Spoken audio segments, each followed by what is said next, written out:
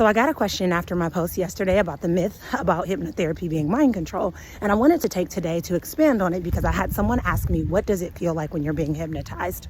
Now, I get this question a lot because I think that when we think of hypnotherapy, we think of the stage shows of hypnotherapy where they tell the people to run around butt naked or bark like a dog, but that is not hypnotherapy at all. Hypnotherapy is a guided relaxation that feels much like meditation. And the best part is you won't be out of control at all. In fact, you can only go as far as you are willing subconsciously to go, meaning that what your subconscious values are, your subconscious beliefs, all of these things are going to be fully directing and guiding you through a hypnosis. I share this to say that you have no reason to be afraid.